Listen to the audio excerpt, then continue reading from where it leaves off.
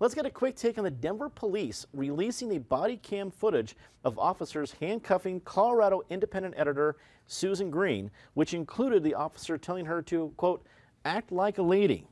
Patty Calhoun from Westward, you have acted like a lady the whole time in your time on this program. When we saw this footage, what were some of the images that went through your head, even though we talked about this issue for quite a while around this table?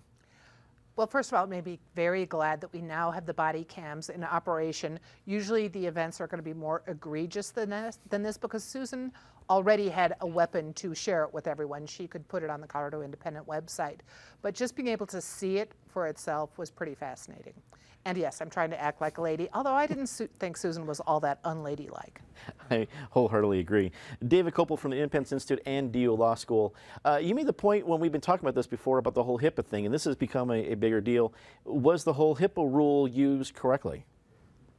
At least possibly, and under that's why the Denver DA correctly said there's certainly no way to prosecute the law enforcement officers, because even in a civil case, law enforcement officers are protected by something called qualified immunity, which means if they violate a clearly established rule, then they're liable. But if there's no clearly established rule, then they're not. And if, to the extent the rule is clearly established, as we talked about on the show, HIPAA says that health insurance providers, which includes the Denver Sheriff's Department and Police Department, they provide lots of health care to prisoners. And they also, the cases say they can't allow a third party to film someone, and a hospital ended up paying hundreds of thousands of dollars because they allowed some film company to film people in the hospital.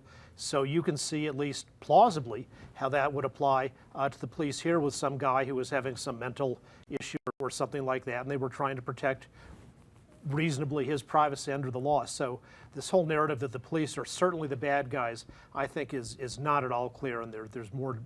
Wherever the law is, they didn't plainly violate it. Eric Sonderman, political analyst, we have talked a lot about the police department's response. There's an internal investigation going. Do they need to respond more now that the body cam footage has been released? Sure. I mean, I don't know if they need to respond more, but they need to respond.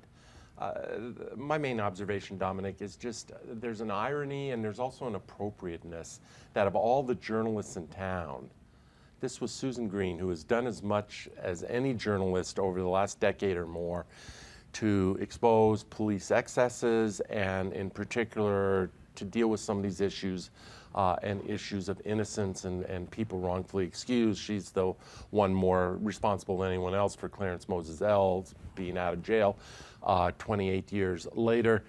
So I'm taken with both the irony of it and somehow that it's fitting and appropriate that she now gets to write in the first person instead of in the third person. Megan Schrader, editorial page editor of the Denver Post. It's great to have you on the panel, especially if the editorial page now back to full strength, I guess is the best way to put it, the Denver Post. What did you think when you saw this body cam footage released? So two things. One, I probably would have responded the same way to a police officer asking me not to record something on a public street. It's a public street. I can have my camera out and recording it.